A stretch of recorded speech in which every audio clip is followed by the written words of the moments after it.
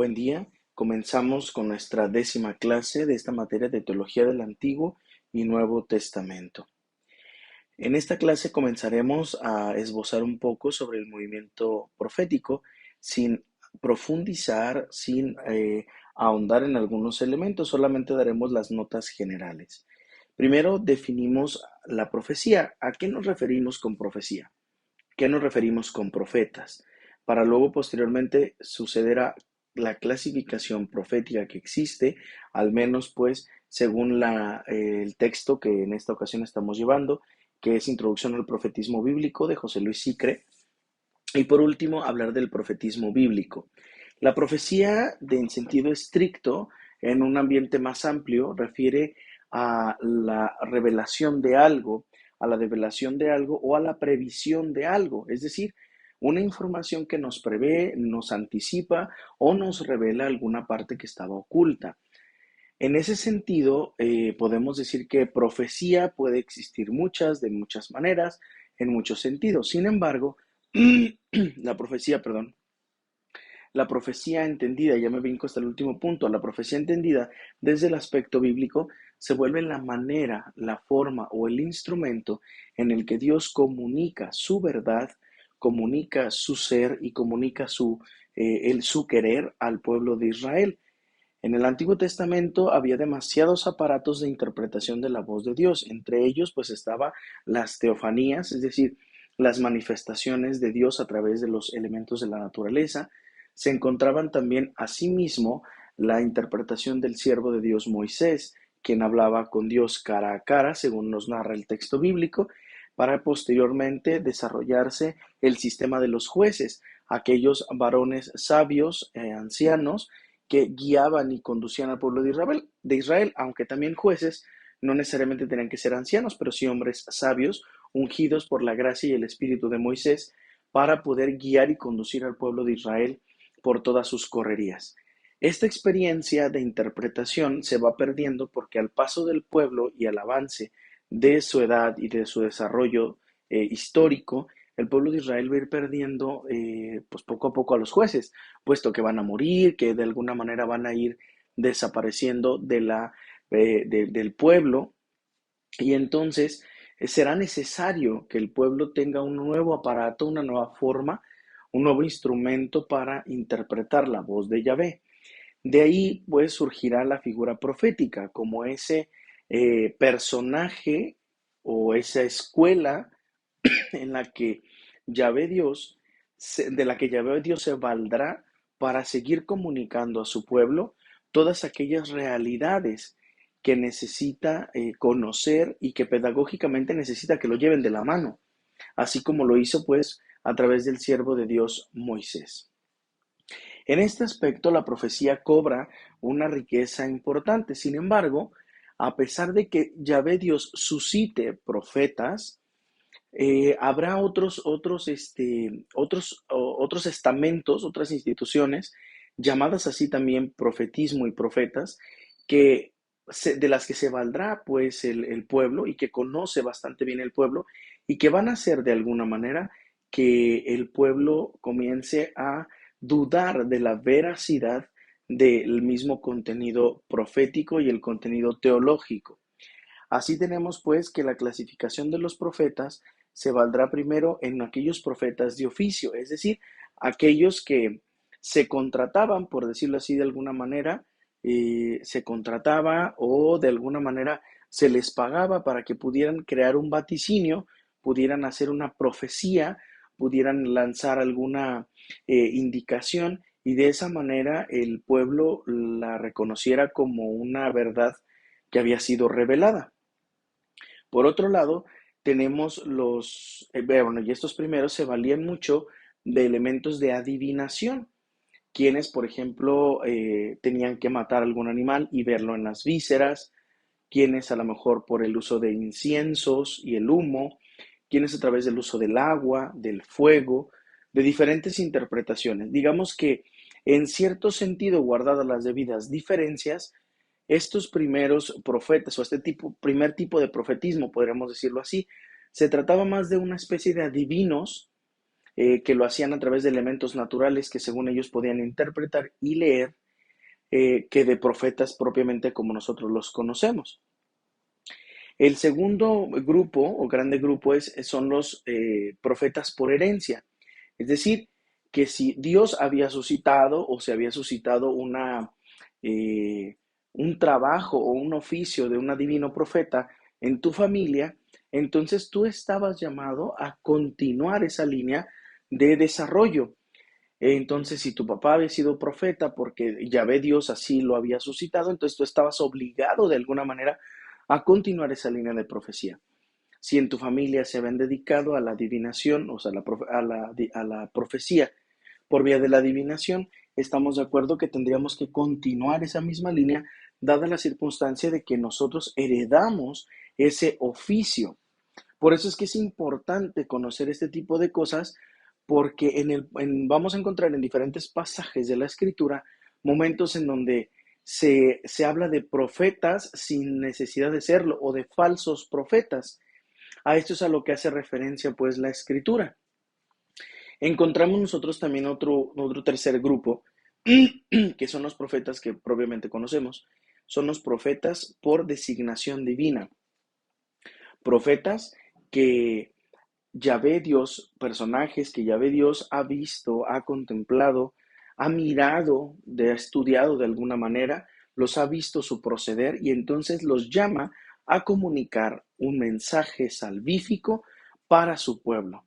Y este mensaje de salvación para todo su pueblo lo hará a través de personajes incluso que ni se dedicaban al oficio, es decir, a la adivinación, ni tampoco lo tenían por herencia, ya fuera también por adivinación o por revelación, es decir, personajes que no fueron o no provenían de una estirpe profética, como es un caso concreto el caso de Amós. Amós reclama a Dios cuando Dios le llama a Amós que sea profeta. Amós le reclama, ¿no? Señor, tú sabes que yo no soy adivino, que yo no hago estas cosas, tampoco soy de una estirpe profética. Yo no soy profeta ni hijo de profeta. Simplemente soy un vaquero y un vendedor de higos, ¿no? Vendedor y tratador de sicomoros. No tengo ni nada que ver con la cuestión profética, no tengo nada que ver con los neví. No hay necesidad, Señor. ¿Por qué yo? Pero Yahvé Dios suscitará este tercer grupo, que son aquellos que Él designa de manera directa para que puedan cumplir su designio de comunicar a su pueblo las palabras de salvación que Él necesita. Por esa razón es que surgirá este tercer grupo y será sumamente importante. Este tercer grupo, en su mayoría, entre los segundos y los terceros, es donde nosotros nos vamos a ubicar con los profetas que conocemos en el Antiguo Testamento, los Nevi'im. Y así pues, el profetismo bíblico como movimiento será sumamente importante porque el pueblo de Israel verá en el movimiento profético una manera adecuada de interpretar la voz de Yahvé una vez que los jueces ya no están con ellos, una vez que no hay personajes ni hay aparatos que puedan interpretar, salvo lo que las comunidades o los ancianos puedan interpretar de la escritura, de la Torá, o que tú mismo puedes interpretar de la Torah. Ahora existen otros personajes que hablan en nombre de Dios, que son los intérpretes de Él y que de alguna manera llevarán adelante el desarrollo, la reflexión, pero también la corrección cuando sea necesario. En este mismo tinte, como es tan importante para el pueblo de Israel esta parte de la profecía y del movimiento, como una forma o un aparato, una institución, una herramienta, vamos a llamarlo así, de humana de interpretación de la voz de Dios y de la divinidad, guardando las debidas circunstancias y las debidas diferencias, en el Nuevo Testamento, ya propiamente en las primeras comunidades cristianas, en los primeros siglos de la Iglesia, encontraremos nosotros esa misma riqueza, digamos así, de importancia o esa misma institución de envergadura para la patrología, es decir, para los padres de los primeros siglos de la Iglesia. La patrología, perdón, la patrología como tal significa el estudio de los padres. ¿Qué padres? Bueno, ahí tenemos el esquema de la distribución. Los padres, padres apostólicos, padres apologetas, o apologistas, en algunos casos también se llegan a mencionar de esa manera, las escuelas de Alejandría y Antioquía, las controversias arrianas, las controversias nestorianas y la reforma gregoriana. Tenemos pues nosotros en esta parte la importancia que tuvo también para los pueblos, para las primeras comunidades, el que hubiera alguien que les interpretara lo que Jesús había dicho. Ciertamente Jesús lo había dejado bastante claro, apenas estaba el proceso de la construcción de los evangelios, no había mucha literatura escrita, apenas estaba comenzando la literatura y entonces surgirán, ya los apóstoles han sido perseguidos, algunos de ellos les han dado muerte, pero han fundado iglesias, han estado en algunas comunidades, ya existen algunos de sus discípulos. De ahí pues porque la definición de cada uno de ellos nos va a ir diciendo aproximadamente a qué es a lo que se refiere.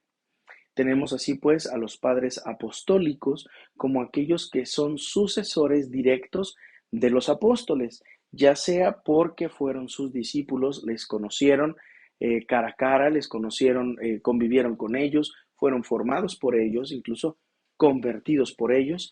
Algunos otros serán discípulos de las primeras escuelas o fundadores de las primeras escuelas a nombre de los apóstoles y entonces tendrán también una riqueza anterior por ser los más apegados a las épocas primitivas. Luego surge la figura de los padres apologistas. Bueno, en esta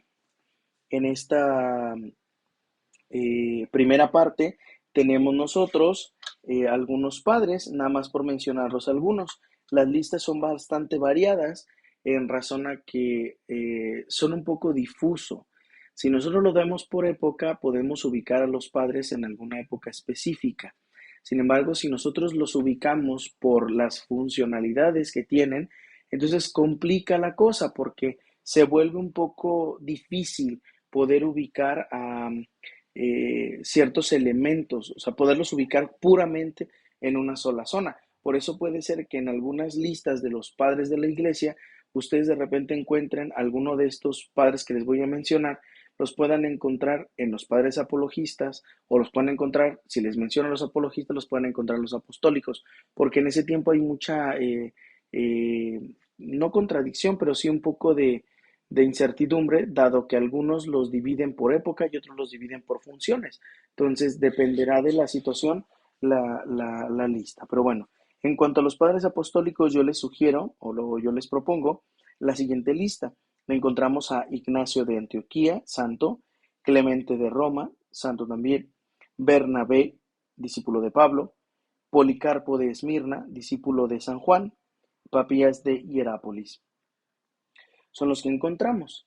Dentro de esa misma época encontramos también nosotros algunos escritos, como la Didaché, encontramos también la carta a Diogneto y el pastor de Hermas. Esos textos que de alguna manera son de suma importancia, de vital importancia para la iglesia primitiva, la iglesia pues de los apóstoles, por eso el nombre de padres apostólicos. Luego tenemos el segundo grupo llamado así padres apologetas. Apología significa defensa. Serán aquellos padres que se dediquen a defender la fe ante todas las circunstancias que puedan estar acaeciendo a la iglesia. Claro, es una iglesia primitiva, una iglesia de minorías, pero aún así eso no exime de que tengan diferentes dificultades a causa de las distorsiones de fe y de las contradicciones de algunos miembros, incluso notables de la iglesia. Por eso los padres apologistas o los padres apologetas, como también los pueden encontrar, son quienes defenderán la fe. A diferencia de lo que se pueda interpretar tontamente en estos tiempos, la apología no es un agarrarse a bibliazos. Eso se ha malentendido. Pablo nos dice, tomen la palabra de Dios y revístanse de la armadura de la fe. No habla de un arsenal de la fe. Por lo tanto, la palabra de Dios no está diseñada para pelearnos ni para crear conflicto, ni agarrarnos a bibliazos unos a otros, como algunos protestantes y algunos sacerdotes pseudo-apologetas en estos tiempos tratan de hacerlo. La verdadera apología, como realmente esta defensa real que surge para purificar la fe, no lo hace de manera violenta. Los padres de la iglesia, los padres apologetas, ellos nos muestran la verdadera vía para poder defender la fe. Y la verdadera vía para defender la fe es el conocimiento, es la instrucción. Ellos, para dar respuesta a una duda sobre la encarnación, a una duda sobre la divinidad de Jesús, sobre su santidad, sobre la unión hipostática, sobre la maternidad divina, sobre alguno de los diversos elementos dogmáticos de la fe, ellos no se van a pelear. Ellos sencillamente van a desarrollar una obra de reflexión, de oración y sobre todo del estudio escriturístico sustentado para demostrar que eso que estamos creyendo como iglesia es verdad y es verdad revelada. Por lo tanto, no podemos nosotros decir que, que la forma correcta de hacer apología es casi agarrarnos a golpes con el que no cree. No, sino por el contrario es hacer una pléyade, hacer una explicación, poner sobre la mesa toda la argumentación lógica y teológica de aquello que creemos, cumpliendo así la palabra de Pedro en la primera carta en el capítulo 3 verso 15. A quienes les pregunten, denle razón de su esperanza. No dice vayan haciendo que todo mundo, vayan queriendo convencer proselitamente a cada quien. No, simple y sencillamente dice a quienes le pregunten.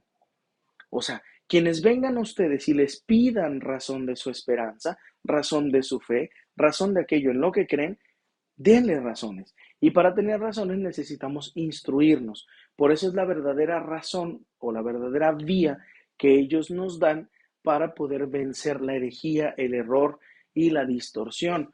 No es tratando de convencerlos de lo que nosotros estamos creyendo, sino demostrar a través de un razonamiento lógico y de un razonamiento teológico todos aquellos principios de fe que creemos y por qué son principios de fe. Entonces, así tenemos nosotros una gran y enorme cantidad de libros que explican o de obras que explican la verdadera fe a través pues de estos padres. La lista que yo les propongo a propósito de, esta, de esta circunstancia o de esta época o de este grupo de padres apologetas es la siguiente. Como les digo, no es la única, podemos encontrar algunas variaciones, sin embargo, estas son en las que más coinciden. Tenemos, por ejemplo, a San Justino, a Ireneo de León, a Hipólito de Roma, a Novaciano, a Tertuliano, a Orígenes, notable escritor de los primeros siglos de la Iglesia, a Panteno, a Cipriano de Cartago, a Clemente de Alejandría y a Luciano de Antioquía. A estos personajes son algunos de los que pertenecen a esta época. Insisto, pueden encontrar más, pueden ser menos, o pueden incluso encontrar que en estos apologetas hay a veces padres apostólicos o viceversa. Entonces no hay ningún problema. Esas listas son convertibles en el sentido en que, bueno, son de los primeros siglos de la iglesia, solo que los dividimos en cuanto a la funcionalidad o en cuanto a ese mecanismo que utilizaron para desarrollar su labor dentro de la iglesia. Luego, en este mismo tenor, vamos avanzando en el tiempo a encontrar dos escuelas que se desarrollaron muy fuertemente y que cada una de ellas tuvo una tendencia muy particular, casi antagónica, de modo que aunque estaban separadas físicamente y geográficamente hablando, estaban de alguna manera contrapuestas en cuanto a ideas, no porque de suyo hayan querido hacerse contrapuestas, sino que por la zona y por las circunstancias fueron desarrollándose de esa manera y no de otra. Y así tenemos la escuela de Alejandría y la escuela de Antioquía. La escuela de Alejandría se vuelve un centro de estudio orientado a la instrucción de los catecúmenos, es decir, de todos aquellos que apenas estaban comenzando a tener la fe. Eso originó una cierta gnosis cristiana, es decir, que a través del conocimiento alegórico, esta es la parte más importante de la escuela alejandrina, un conocimiento alegórico tanto de lo que se conocía como escritura, de tradición oral y algunas cosas escritas, como también algunos otros escritos de los padres, van a estudiarse de manera alegórica, es decir, de una manera revestida de distintos elementos teológicos y elementos interpretativos. No quiere decir que no revisaran el texto base o de forma objetiva, sí lo veían. Sin embargo, la experiencia pues de poder interpretar le daban un poquito más cargadas las tintas a ese aspecto y eso los llevaba de repente a tener algunos errores. Eh, Tenían más una visión platónica que una visión más objetiva, era más como representativa. Recordemos el mito de la caverna de Platón, en donde un hombre encerrado en la caverna con un solo fuego a una cierta distancia, ve que por fuera de la caverna hay figuras que se mueven pero se proyectan al interno de la caverna y entonces Platón considera, bueno, siguiendo esta eh, analogía del mito de la caverna, Platón nos demuestra que el hombre solamente ve la representación de la realidad, no conoce la realidad misma. Entonces, de esa manera, la escuela de Alejandría, teniendo este principio, comenzará a hacer una interpretación alegórica de la escritura, una interpretación alegórica de toda la realidad, haciendo que de alguna manera se pueda caer en una interpretación errada de la misma realidad. Por el contrario, tenemos la escuela de Antioquía, que como les decía, pareciera antagónica. Es una escuela que resistió al alegorismo exagerado que proponía la escuela de Alejandría, pero proponiendo una exégesis más literal, una visión más objetiva y una especulación muy breve, yéndose pues como una forma forense de conocer la escritura. Nosotros podríamos decir, bueno, pues es que estaba muy bien. Esa interpretación de la escuela de Antioquía me suena más lógica que la interpretación de la escuela de Alejandría. Sin embargo, la escuela de Antioquía también corre el riesgo de perderse haciendo pues una interpretación forense de la Sagrada Escritura, de al menos de lo conocido hasta el momento. ¿Por qué? Porque si nosotros tomáramos un bisturí y comenzáramos a destazar la Sagrada Escritura, nos quedaríamos prácticamente con las portadas. ¿En qué sentido? En que estaríamos nosotros quitando la interpretación natural que de suyo tiene la escritura. Ese es uno de los extremos. Llegar al literalismo de la Sagrada Escritura y hacer una interpretación incluso literal. Es decir, llegar a un punto en donde esa interpretación con la finalidad que era buena, buscar una interpretación más cruda, más objetiva, más real, corremos el riesgo de volver entonces una interpretación literal de la escritura y de los textos y de la realidad, de modo que puede ser un poco dañina. Estas experiencias se fueron zanjando porque en el futuro las escuelas tanto de Alejandría como de Antioquía, aunque estarán contrapuestas con algunos personajes que serán enemigos naturales, se irán venciendo y alrededor del siglo V se estará vencida casi totalmente, casi en su totalidad estas ideologías y nos legarán a nosotros lo mejor de ambas escuelas, es decir, partiendo de una interpretación objetiva de la escritura, del texto. Luego pasamos a una interpretación alegórica justificada, bien sopesada, pero sobre todo bien medida, de modo que no cree fanatismo ni tampoco una interpretación angelada de los textos que recibimos, sino que por el contrario sea un poco más completa, en donde por un lado tenemos la interpretación objetiva que nos ayuda a poner la simiente para una interpretación cada vez más amplia, cada vez más alegórica, pero que no exagera. Entonces, este equilibrio sano entre estos dos principios nos ayuda a reconocer que la misma maduración del hombre va adquiriendo ese sentido de pertenencia, va adquiriendo ese sentido de más propiedad, porque la mente humana se mueve así, a través de un soporte objetivo, luego entonces catapulta a una interpretación de los textos, de la realidad y de la escritura de la mejor manera. Luego, corriendo en la historia, nos vamos a encontrar nosotros con las controversias arrianas y las controversias nestorianas. Arrio y Nestorio, ambos eran personas de iglesia.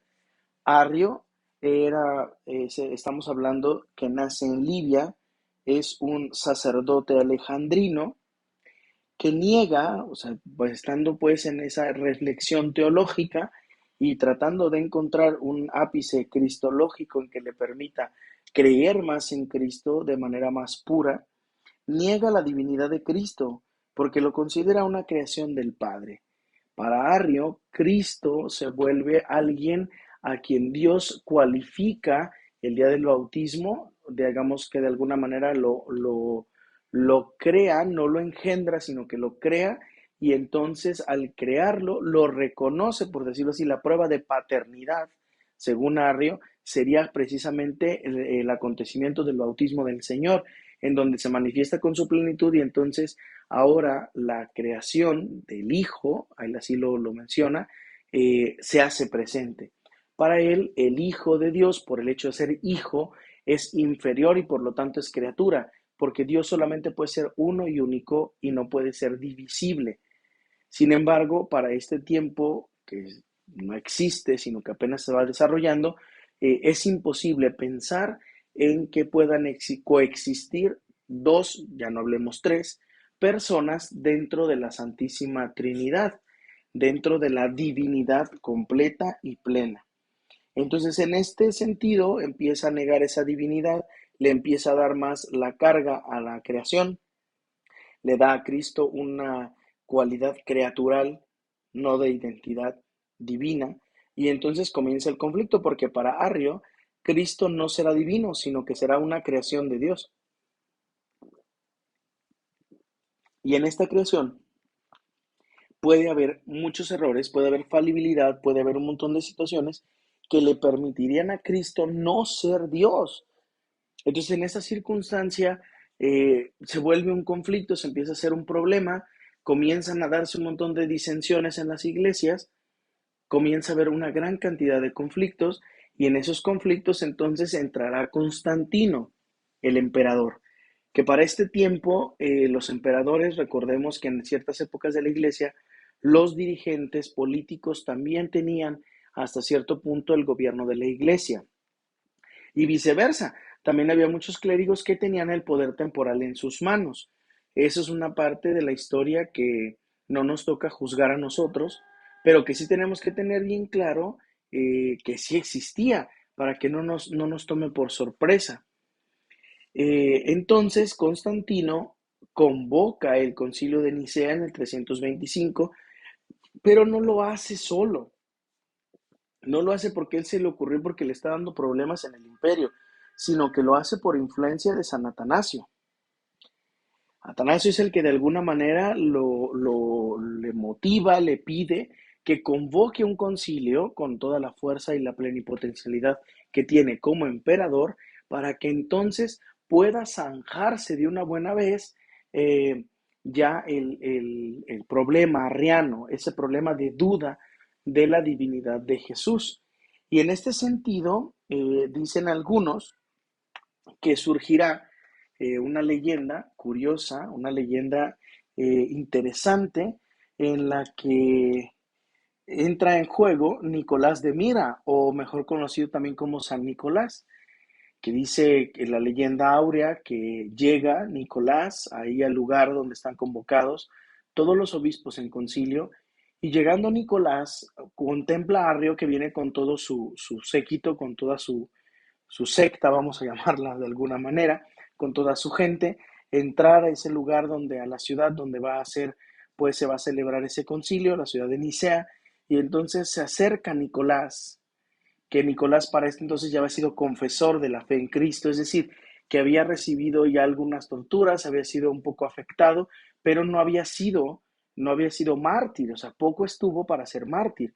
A esas personas se les llamaba confesores de la fe, habían sufrido torturas, habían sido lastimados, habían sido encarcelados, incluso privados de alguna manera, pero no murieron. Por lo tanto, seguían viviendo y ellos, como no les quitaron la vida, pero sí estuvieron a punto, ellos se volvían confesores de la fe. Ahí tenemos en el oriente a San Máximo Confesor y en el occidente tenemos a San Nicolás de Mira, o conocido también como San Nicolás de Bari.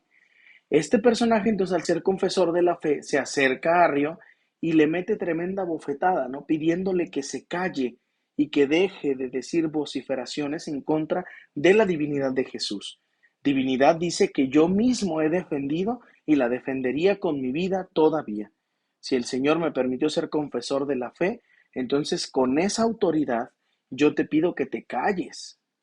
Esa experiencia, que podríamos decir un tanto bizarra, grotesca o un tanto chusca para algunos, es una experiencia, es una leyenda, digo, no hay así un fundamento, pero las platico, la comento para que nosotros sepamos o podamos darnos cuenta de la tensión que existía dentro de la iglesia cuando ya empieza a entrar dentro de su seno una herejía, como en este caso era la de Arrio.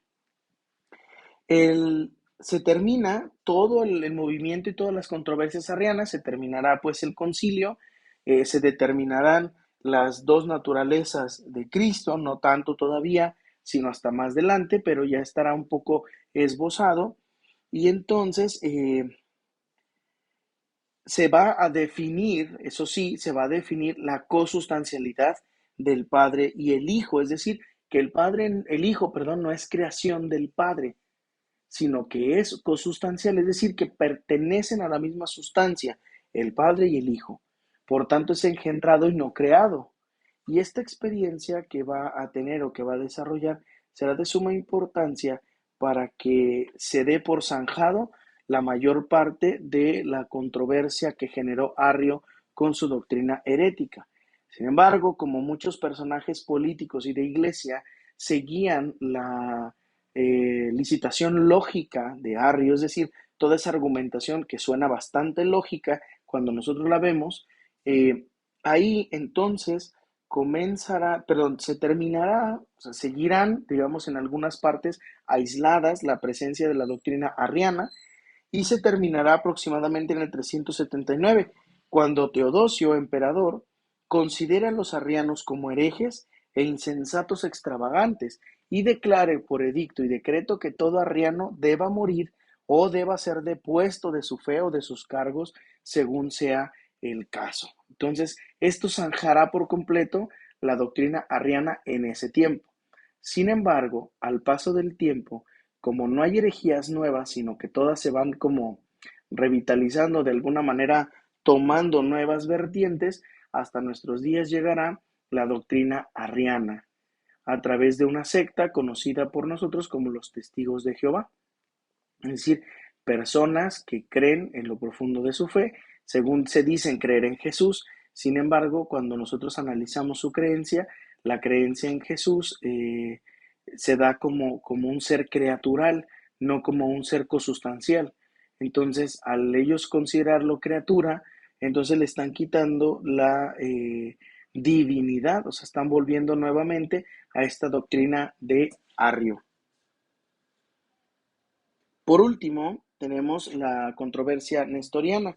Nestorio, quien es un teólogo cristiano, nacido en Cilicia, afirma que en Jesús existe una doble personalidad, dos personas distintas. Por un lado tenemos al Hijo y por otro lado tenemos, perdón, por un lado tenemos al hombre y por otro lado tenemos a Dios.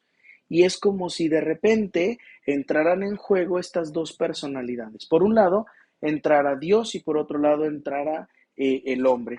Y esta mala experiencia de dicotomía va a provocar que se dé dentro de los cristianos esa creencia que en momentos actúa Dios y en momentos actúa el hombre. Y nosotros hasta la fecha podemos encontrar personas que siguen creyendo estas situaciones.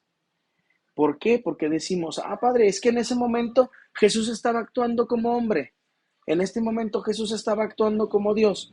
No es que Jesús actúe como Dios y como hombre de manera arbitraria o de manera indistinta. No.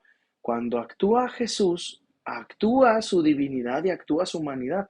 Cuando actúa el hombre, aparentemente, actúa también la divinidad. Es decir, las dos naturalezas, bueno, ya ahora lo vemos como naturaleza, las dos naturalezas están entretejidas, no están separadas.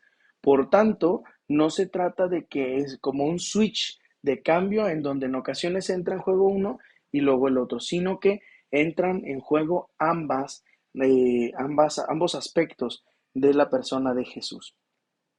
Y así, al afirmar esta parte, dirá que entonces la Madre María no puede ser denominada la Madre de Dios, puesto que Dios no tiene principio y al tener madre tendría un principio anterior que le preceda.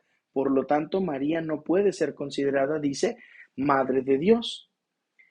Tanto que va a desarrollar su pensamiento y su lógica, llegará a decretar eso, incluso llegará a decir, María no es madre de Dios, pero sí es madre de Cristo, o sea, es decir, madre de Jesús. Dice, no será la Teotocos, pero sí será la Cristotocos, de alguna manera, pues es madre de Cristo, ¿no? Ahí la vamos dejando y no nos metemos en broncas. Sin embargo, eh, San Cirilo de Alejandría, quien es legado papal y catequeta enviado para solucionar esa circunstancia, entonces es enemigo, digamos, lo vital de Nestorio.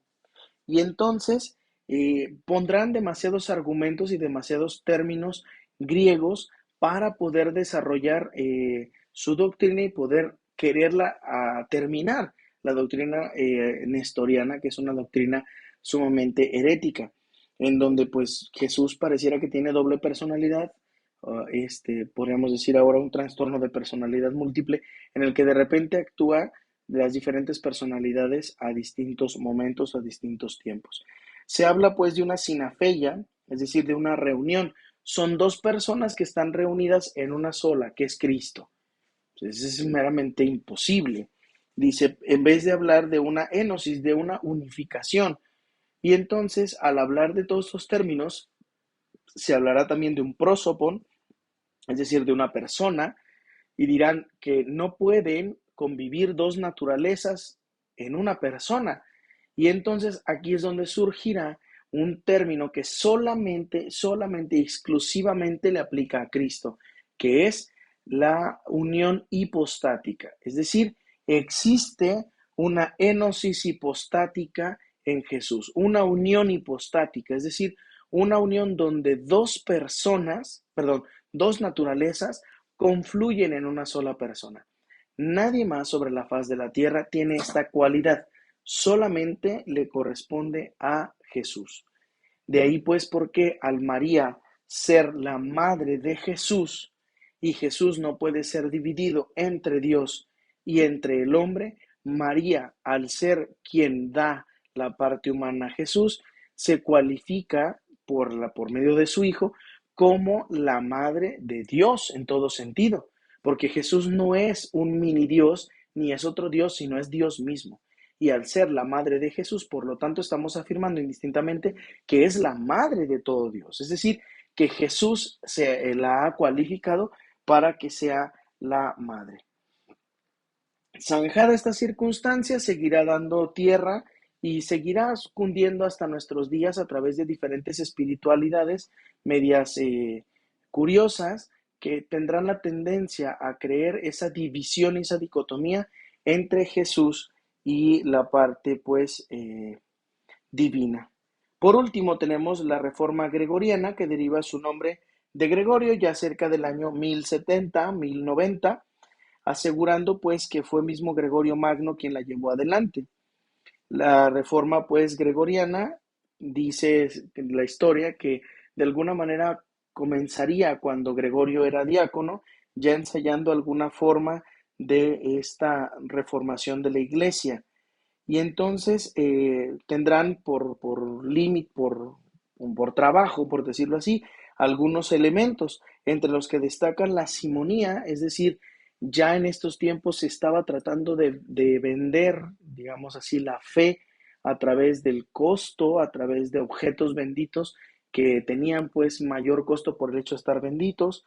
Eh, de ahí también el celibato, que no se quería guardar, que de alguna manera se rompía, y también el hecho de que los laicos, perdón, los laicos lograban tener algunas funciones eclesiales sin necesidad de ser clérigos o viceversa. Los clérigos de repente tenían algunas maneras de investir poderes públicos que no les correspondían.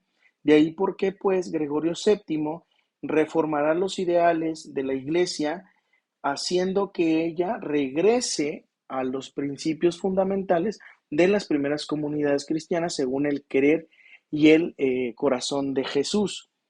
Y entonces comenzará a acabar poco a poco las prácticas de la simonía, las prácticas del nepotismo, algunas, prácticas de ruptura del celibato, es decir, de sacerdotes que tenían familia y que terminaban quitándole los bienes a la iglesia para, pues, asegurar un patrimonio familiar, que digamos que era lo más natural. Sin embargo, no era así el principio ni el querer de la iglesia.